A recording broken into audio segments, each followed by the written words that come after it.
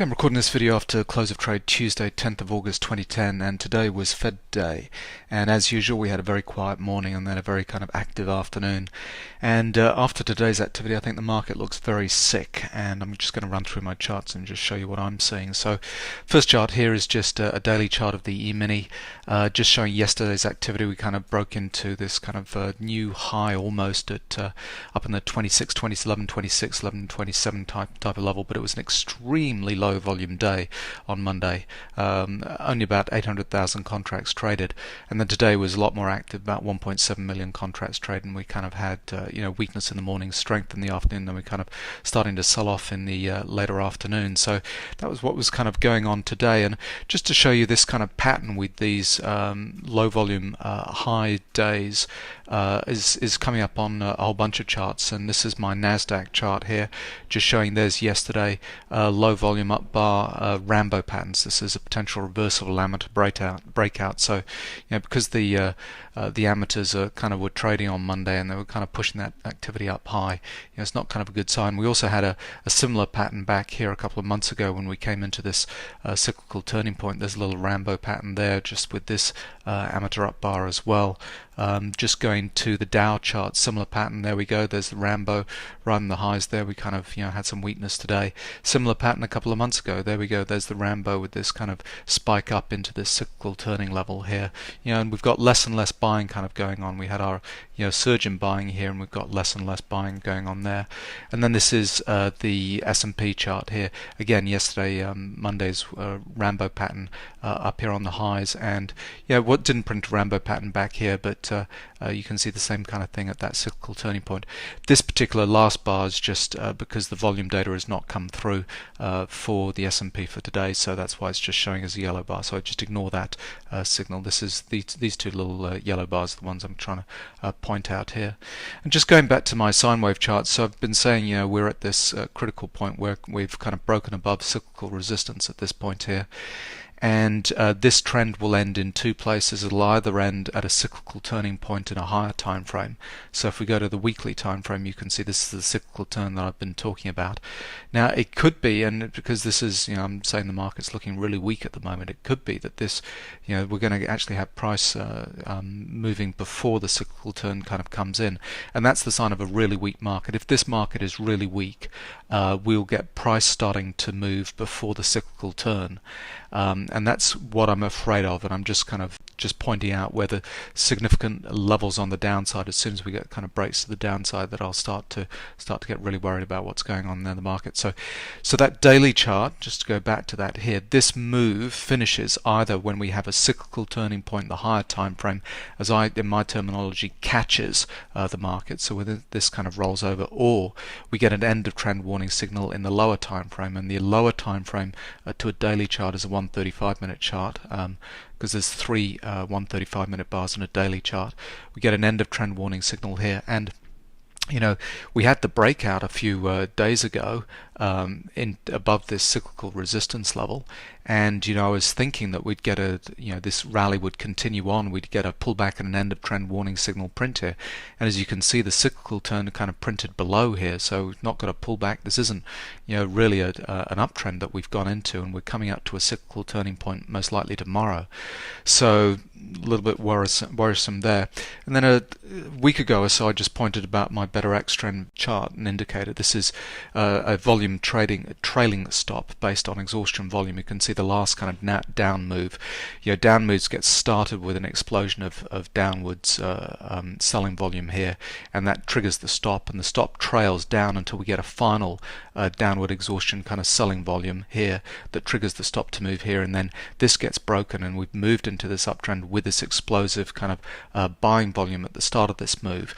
And what I said was I'm waiting for one of these similar patterns at the end of the move to trail the stop back up to have a significant level that we're kind of breaking. So we had an exhaustion buying volume bar print, and so the trailing stop gets trailed behind there, and so this kind of critical level here, I think it's at 11:15, which we've kind of broken in the overnight session.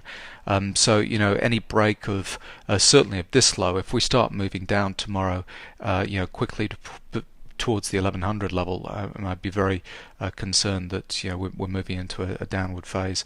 Now, then let me just roll through all my tick bar charts to show you, all of these kind of end of trend warning signals here. And what I'm showing you here is tick bar charts on the highest time frame that I use in the swing trading charts that I've got. Now, these are going to be very different kind of tick bar settings for each of the markets, and I've kind of explained in previous videos.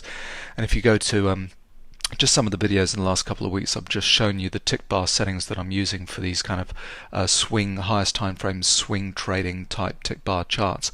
They're different for each market, but effectively you end up with about 12 bars per trading day. So each of these vertical lines is the close of trade on each of these markets, and on average there's about 12 bars in a trading day. It's just a kind of type of rule of thumb there, but they're all equivalent, although they all have different tick bar settings. They're all equivalent in terms of the time frame that they're looking at.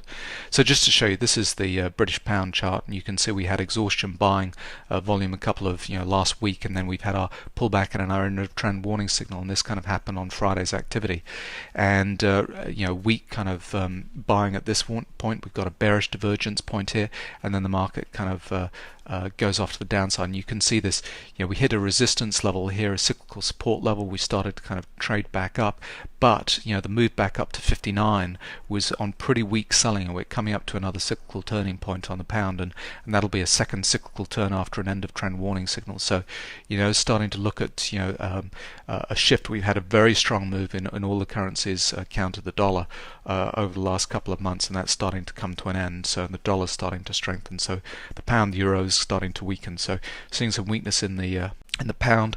Here's copper. Copper, I've always talked about this, saying copper's a really interesting market because it tends to be a proxy for global growth, and it tends to move a couple of days before the rest of the markets. And you can see here we had our exhaustion buying last week, or that might have been the prior week, and we had an end of trend warning signal.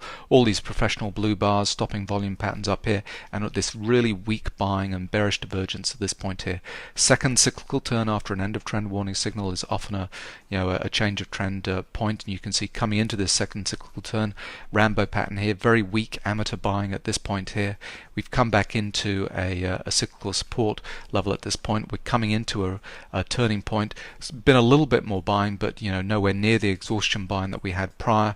So this is starting to roll over as well. So any break on copper below this cyclical resistance support level, I beg your pardon, at that point will turn us into a downtrend, and that will start to mean a lot of the market's going to come off.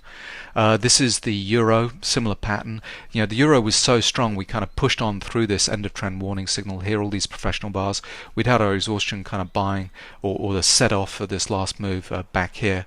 We actually had a cyclical turn, second cyclical turn after the end of trend warning signal that pushed above the end of trend warning signal, again just showing how strong this market was, and that's when the exhaustion buying kind of came in here. And you can see the last couple of days, 2.5 days, we've really sold off. We had kind of extreme selling at this point here. We've come back up, but the overnight session we're starting to break these levels. Now if we start to move below this cyclical support level here down to the 130 level, again that's a very kind of bearish sign, and that's not going to be good for the equity markets. The bond markets have been extremely strong, extraordinary really. If you look at the 5, the 10, the 30 year, we're just kind of breaking to new highs, and all of these highs are being made on exhaustion buying signals at these points. What's interesting though is a little bit different, the pattern that we saw on Tuesday here, coming into this end of trend warning signal. These down bars were actually being made on professional buying at those points. So my feeling there is that's actually professional buying kind of putting in a low there, and we've not seen any bearish divergence. You need to see the bearish divergence to come after the exhaustion buying. So this is still pushing the market higher. We need to be making new highs and then bearish divergence in order to call a change of trend in the bond market. So we're not seeing that in the bond market. We are seeing the equity markets and the commodity markets and the FX markets. So then looking at gold here, gold we had end of trend warning signal. We're coming into a second cyclical turn. We had no demand here. Again, these bearish divergence signals right here with professional up bars right at these highs, and bearish divergence signals showing how weak the buying was at this point. We're coming into this second cyclical cyclical turn with very weak buying and so on. Now gold will be the flip side of the dollar. So gold goes up when the US dollar goes down. So when the euro is going down, the gold will be going down as well, and the US dollar will be going up. So gold, we had a really nice trade up down here at 11.60.